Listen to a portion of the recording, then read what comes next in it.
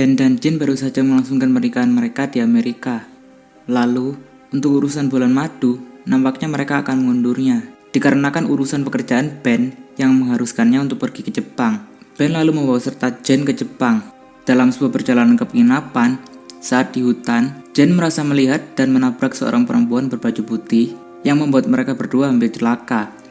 Untung saja, mereka hanya pingsan dan mengalami luka lecet. Ketika sadar, mereka mencoba mencari perempuan tadi, tapi mereka tidak menemukan apapun. Mereka pun bergegas ke penginapan dan menganggap Jen hanya berhalusinasi saja. Walaupun begitu, Jen merasa khawatir kalau sebenarnya sosok perempuan yang baru saja ia tabrak semalam sudah mati. Esoknya, Ben mengajak Jen bertemu dengan Bruno dan Adam. Mereka berdua adalah rekan kerja di perusahaan yang menyewa Ben di Jepang.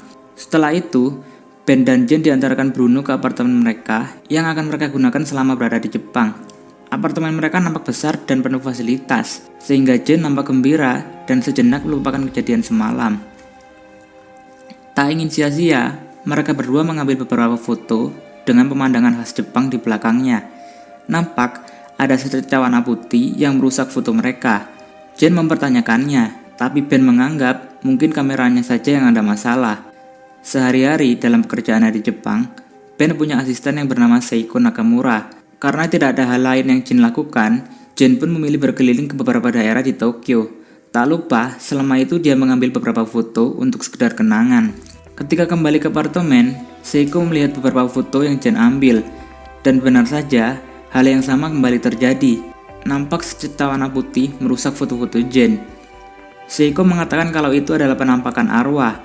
Seiko bilang begitu karena Seiko pernah berpacaran dengan seorang fotografer dari sebuah majalah hantu yang bernama Ritsuo.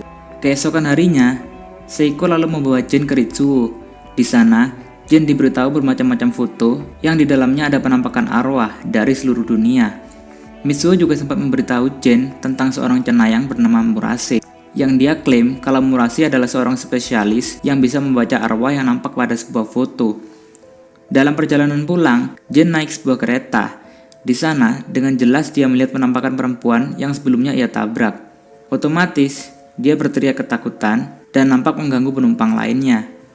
Setelah itu pun, Jen lalu menceritakannya ke Ben kalau dia baru saja melihat perempuan semalam. Tapi sayangnya, Ben lagi-lagi menyangkal kalau Jen cuma berhalusinasi saja. Sebenarnya, Ben juga sedang dalam masalah. Karena sebelumnya, saat sesi pemotretan, Ben juga diganggu sosok perempuan yang sama. Hanya saja dia tidak bilang ke Jen. Yang lebih parah, semua hasil pemotretan untuk kliennya hari ini, semuanya berakhir gagal. Lanjut esok harinya. Untuk menghilangkan stres, Jen kembali berjalan-jalan mencari angin. Sedangkan Ben tetap sibuk di studionya. Ben lalu merasa ada orang yang menyentuhnya dari belakang, dan dia menganggap itu adalah Jen. Tiba-tiba, telepon berbunyi, dan Ben mengangkatnya. Betapa terkejut ketika ternyata yang sedang menelpon itu adalah si Jen. Terus siapa yang menyentuh pundaknya tadi? Ketika dicek, ternyata ada sosok perempuan yang sedang duduk di kursi milik Ben. Dan Ben pun berteriak ketakutan yang membuat Jen lalu buru-buru kembali.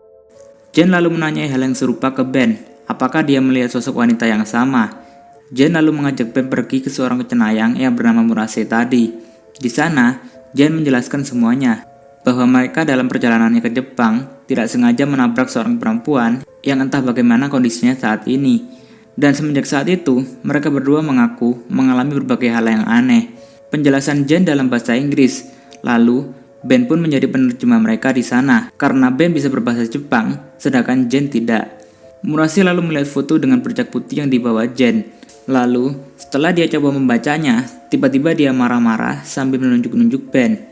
Jen tidak mengerti apa yang Murase bilang, sedangkan Ben mengajak Jen untuk segera pergi dari sana dan mengatakan kalau Murase sudah gila, bicaranya ngelantur. Walaupun begitu, Ben tetap berusaha bersikap profesional. Dia kembali melanjutkan pekerjaannya, sedangkan Jen kembali mengamati foto-foto dengan bercak putih tadi. Di sana, Jen melihat seakan-akan bercak putih itu menuju ke sebuah gedung. Lalu, Jen pergi ke gedung itu. Di sana, dia sempat diteror dengan suara teriakan aneh. Sampai dia menemukan sebuah foto yang fotografernya tertulis Benjamin Shawn alias Ben. Di foto itu juga termuat seorang perempuan yang sama dengan sosok perempuan yang menghantuinya. Perempuan itu bernama Megumi Tanaka. Jen lantas menanyakan siapa Megumi kepada Ben. Ben lalu menjelaskannya. Megumi adalah salah satu pekerja di perusahaan klien Ben 2 tahun yang lalu. Dijelaskan kalau Megumi ini suka sama Ben, tapi ayah Megumi tidak menyetujui kalau Megumi punya hubungan spesial dengan orang non-Jepang. Selang beberapa waktu, ayah Megumi lalu meninggal dunia karena sakit. Setelah itu, Megumi pun semakin agresif terhadap Ben, yang sebenarnya Ben tidak punya rasa suka terhadap Megumi. Megumi terus berusaha agar Ben menyukainya. Hadiah mahal pun dia berikan kepada Ben. Tapi yang namanya perasaan tentu tidak bisa dipaksakan. Ben yang makin hari makin risih dengan Megumi, lalu meminta bantuan Bruno dan Adam untuk balik mengganggu Megumi dan membuat Megumi menjauh dari Ben. Setelah itu pun, Ben tak pernah lagi melihat Megumi. Itulah penjelasan Ben kepada Jen. Walaupun sedikit lega dengan jawaban Ben, tapi Jen masih bertanya-tanya, kenapa Megumi seperti mengikuti mereka. Di sisi lain, ketika melakukan sesi pemotretan, Adam dicelakai Megumi yang membuat Adam kehilangan salah satu matanya. Sempat dirawat di rumah sakit, tapi Adam akhirnya tidak selamat. Setelah kematian Adam, gantian, gini giliran Bruno. Bruno diteror sosok Megumi yang entah bagaimana, karena itu Bruno memilih bunuh diri dengan cara meloncat dari apartemennya. Malam harinya, teror dari hantu Megumi makin melunjak. Saat tidur pun, Ben malah dibangunkan dan dihantui Megumi. Jen juga dibuat terpental ke kaca apartemen. Setelah kejadian itu, Jen lalu meminta Ben untuk membawanya ke rumah Megumi. Di rumah Megumi, nampak rumahnya telah dikosongkan. Ketika masuk ke rumah itu, mereka menemukan Megumi yang sudah menjadi tengkorak, lengkap dengan obat cyanida di samping tengkoraknya, yang kemungkinan Megumi bunuh diri dengan obat cyanida itu. Untuk itu, mereka berdua lalu mengadakan pemakaman yang layak, agar arwah Megumi tenang dan tidak mengganggu mereka lagi. Untuk beberapa saat setelah pemakaman yang layak itu, kehidupan mereka berdua seakan kembali normal. Sampai suatu saat, Jen menemukan foto berisi hantu Megumi yang nampak Megumi ingin menunjukkan sesuatu ke Jen. Setelah mencari tahu, Jen lalu menemukan ruang yang belum dia masuki sebelumnya. Di dalam sana, dia menemukan sebuah kamera lengkap dengan kartu memori. Saat dia mengecek kartu memori itu, Jen terkejut karena melihat kelakuan bejat yang dilakukan Bruno dan Adam. Mereka berdua nampak melecehkan Megumi, dan dengan itu sudah jelas, masalah teror yang dilakukan hantu Megumi tidak sesederhana masalah yang Ben jelaskan sebelumnya. Setelah ditampar Jen, Ben lalu menjelaskan versi panjang dari cerita sebelumnya, di mana setelah Ben risih dengan tingkah laku Megumi, dia meminta bantuan Bruno dan Adam untuk membuat foto palsu, yang seakan-akan Megumi suka bermain dengan banyak pria. Ben memang bermaksud begitu, dan tidak melakukan hal yang berlebihan. Tapi Bruno dan Adam malah kelewat batas, sampai-sampai mereka berdua berani memperkosa Megumi. Kemungkinan karena itulah Megumi lalu bunuh diri dan jadi arwah penasaran. Setelah tahu cerita itu, Jen meminta cerai dan pergi begitu saja. Baru saja menutup pintu, tiba-tiba pintu apartemen itu tidak bisa dibuka. Ben terjebak bersama hantu Megumi. Karena stres dan ketakutan, Ben mencoba bunuh diri dengan sebuah kabel terbuka. Percobaan bunuh dirinya gagal, dan Ben malah berakhir di sebuah rumah sakit jiwa karena gila. Terkait kenapa Ben selalu membungkuk, karena sebenarnya Megumi selalu menggelandot di punggung Ben. Dan film Shutter pun berakhir. Kesimpulan, untuk lebih ringkas dan mudah dipahami, jika dijelaskan, maka alur film Shutter akan jadi seperti ini. Benjamin Shawn alias Ben pernah bekerja di sebuah perusahaan Jepang 2 tahun yang lalu.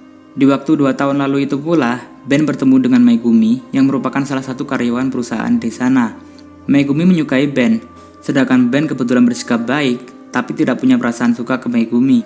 Waktu itu, ayah Megumi tidak setuju jika Megumi punya hubungan spesial dengan orang non-Jepang.